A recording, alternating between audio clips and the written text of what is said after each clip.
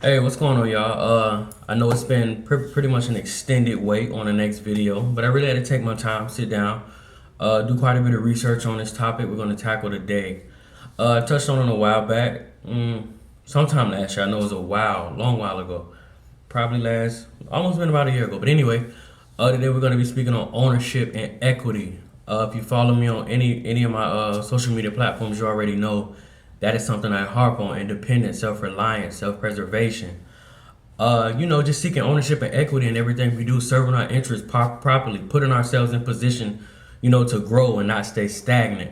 One of the things I remind people of all the time, I'm going to remind you of this system, this great nation, this place that we're within. They're never going to give us as much. They're only going to give us enough. And that's something I want you to keep in mind, no matter what walk of life you're in, middle class, upper class, lower class, whatever it may be, keep that in mind. The game is not designed to really, give us what we need to thrive. The game is really designed for us to maintain, be good followers, give us a great set of rules that helps a hierarchy, helps them function well while we stay low, and, we just keep the machine well oiled and running. And like I said, today's topic is going to be ownership and equity. Before I get into the full spill, I just want to drop something on you. Not just my race, many races, many ethnicities, many different backgrounds came from slavery. A lot of times in slavery, once you afforded the plantation or whoever it may be with X amount of years of your life, you were granted your freedom. Uh, Upon getting your freedom, sometimes you were just set free to go. Sometimes you were given land. Whatever the case may be. Sometimes you would have I don't know if you would call them a nice slave owner. I don't know what you would call it, but anyway, that would give you certain things upon your exit. If you actually made it out, if you gave them, X amount of years, your life was really like a working system. I want to remind you, slavery has not ended. Slavery has almost been coached and programmed into our heads that it's something we need. It's actually called a job. And just to further break it down, is retirement, and that severance pay or that end all result for a slave any different? You give them 25, maybe 30, maybe 40, 45 years of your life, to your elder days, and then they hit you off with a retirement payment, or they hit you off with a check monthly, as a thank you, I suppose. Just keep that in mind. If our ancestors 300 to 400 years ago went through the same dealings, where's the evolution and where's the growth if we're doing the same thing now? If they can dress it up with benefits, if they can dress it up with holiday pay, and they can dress it up, with 401ks and health insurance to make us feel, all googly inside, and we just sign right up and sign our lives over, where's the difference? And again, disclaimer, these things are always my opinion and my perspective, but I feel like the workplace is the modern day slave trade. We don't necessarily get picked by the highest bidder. We've actually been programmed to go find the highest bidder. So if you pay me 20 grand and he's paying 30, I'm probably going to go with the guy that pays 30 because I've been programmed to believe that the dollar is also important. And, I'm going to give you my Monday through my Friday for the rest of my young life so I can get that 30 to 40 grand a year. But anyway, I just want to throw that out there. Again, my ideology on the workplace, I feel like it's modern day slavery. The same principles apply. The same end result applies. But let's get into the spill. So, like I was telling you guys about ownership and equity and serving your interests properly. I know a lot of us have to start somewhere. Don't get me wrong. I'm not knocking anybody because I started somewhere. I was raised in a blue collar family and felt, you gotta get your high school diploma and then you go get your degree, and then you go find your dream job and you work your way up and you pay your debts back and then you just live a great life. I'm not knocking anyone who's on that path. I'm just giving my opinion from somebody who walked that path for several years and found a different way.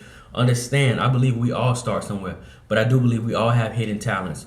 We all have many things that we can do. We all have special gifts. We all have hobbies. We all have things that we would rather love doing than answering a call, than working at a desk, or whatever the case may be. Now, if you're exactly doing what you're doing, I commend you because I feel like that's what life is all about: living your way. That's why it's your life. That's why you were born, by yourself, and you go in the box by yourself. So anybody, if you are working, but that is what you choose to do, and you're not settling, you're not falling victim to monetary pressure, I commend you and I salute you. Because me myself, I was miserable.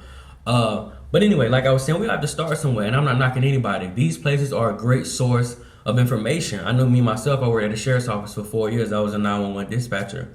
Uh, I learned a lot about the chain of command. I learned a lot about checks and balances within, paying attention and listening on certain conversations, eavesdropping every chance I could and just gaining all the gaming information I could. Did I have in mind that they were going to fire me 4 years later? Not at all. But I've always been a thinking man, and I've always paid attention to my surroundings. So I had a keen eye, in an ear for listening out to everything that was going on. And like I tell you guys all the time, we have to infiltrate. Go ahead, get in. Have you got to work your way in there, get the information. And like I said, we all start somewhere, so I'm not knocking anybody trying to build the capital to finally go assess the dream. But like I said, y'all, we got to infiltrate. While we're there, we got to get all the information we can. We got to educate. And then when it's time to get the hell out, we have to vacate. I know a lot of my people, and I've been you with dreams. When I first started out in business, and I was dead broke, I had all my family calling me saying, hey man, why don't you try this? Go get this job here. But, I'm very stubborn. And I'm strong in my beliefs. I'll die about the things I believe in. So I stood firm. I planted my feet and I said, the hell with your opinions. If it's the hard way, I'm just going out the hard way. And I say that to say this, y'all. We got to, again, infiltrate, educate, then vacate. Get all the information you can while you're there. Yes, we want in temporarily. Then we need to get the hell out. And, like I tell people on the last video, we have to stop working for money and make it work for us. Otherwise, we'll be working for it forever. Again, build a foundation or you'll forever be stuck on a plantation. There is no way you can honestly believe that you're going to see your highest potential when another man owns not only the floor, the ladder, the walls, and the ceiling.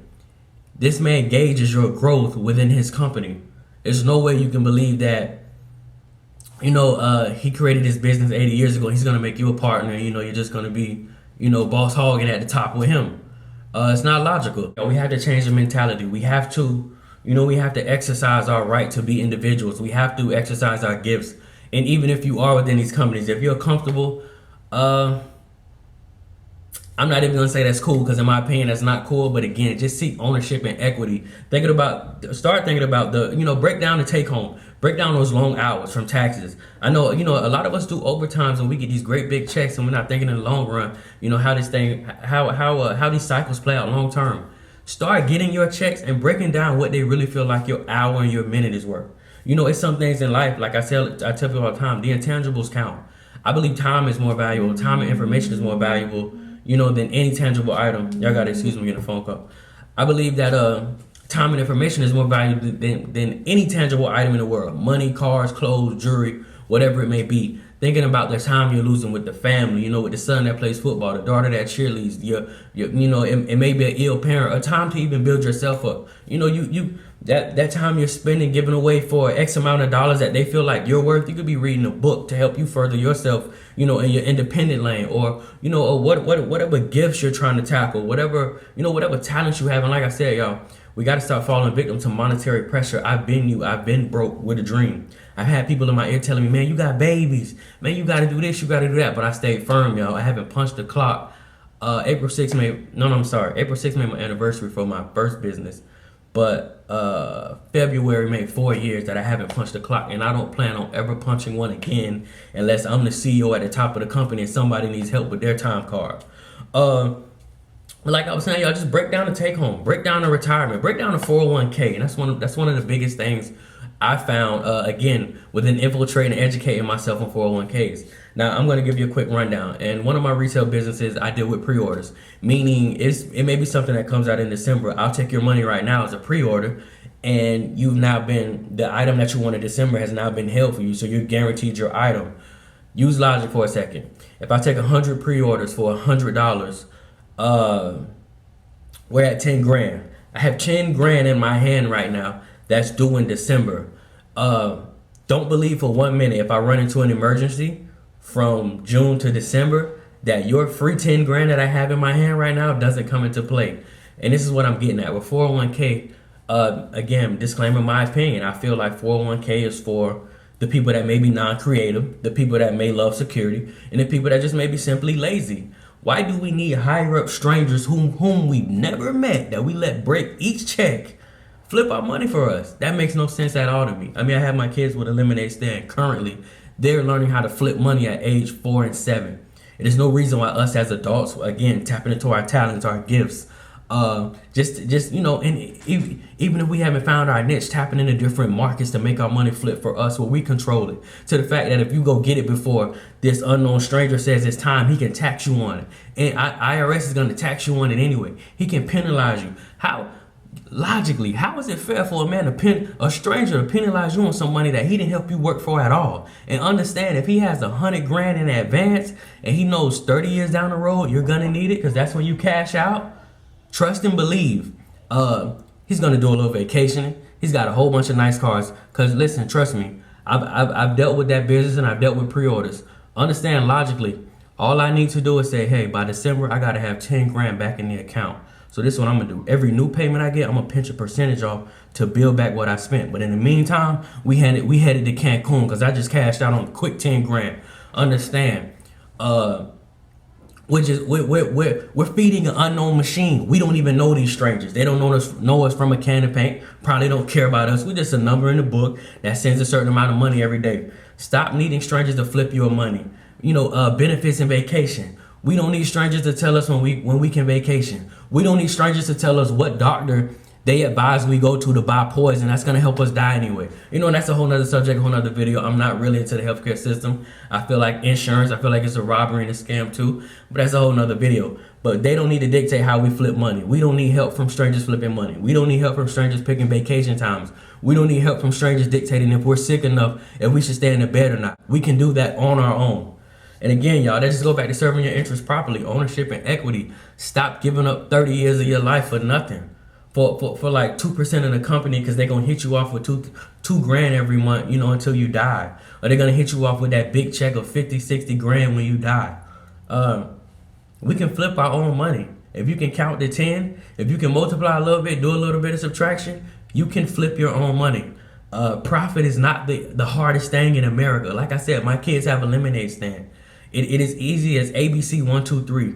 We got to unlearn and relearn. Get out of the programming. We can be independent. We can be owners. We don't have to fall in line, to a higher chain or obtain all this debt just to live fruitful lives. We don't need them. Understand, they need us. If you and every employee at your business walked out right now, your CEO could not run a company solo. And don't you let them forget that. The moment they do, open your mouth and exercise your right to be an individual. These companies do not run without us. Ownership and equity. Let's move on. And again, y'all, just speaking on the example part of, ownership and equity and serving your interests properly. Partaking in what I call the modern day slave trade. What are we teaching our children? And I'm gonna tell you what, something I'm currently working on. It's called reverse dependence. And I was speaking on it earlier with my children, how I got them out there making their own money, because I'm trying to breed independence, self-reliance, and get them in the groove of doing their own thing, so they're not relying on other people, for fruitful lives. But back to that, what examples are we giving them?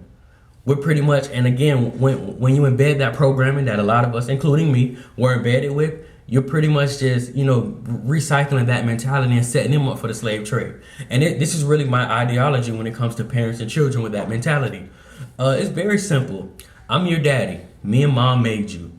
I'm going to raise you up till you're 18, maybe 16 and 18. And then I'm gonna encourage you to go find a new daddy, because he is now going to be the person who tells you about your posture, how to wear your hair, how to wear your clothes, what tattoos you can cover, how to open your mouth, how to look people in the eye. He's going to pretty much guide you on the entire lifestyle, Monday through Friday. He's going to become your new father. You're going to become solely dependent on him from simple things like toilet tissue to wipe your behind, toothpaste, socks, the most minuscule things, rice in the kitchen, sugar, water, the most simplest minuscule things. I'm going to encourage you to go find him.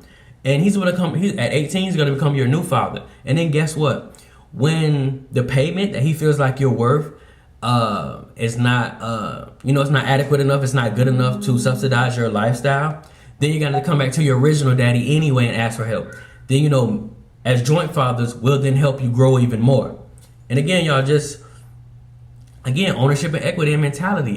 If you program like this, I can only imagine what programming the children are now getting. You're encouraging them to, sign up. Go get underpaid for what you're worth, just as long as you're comfortable and, you can rely on security. We have to break free of that.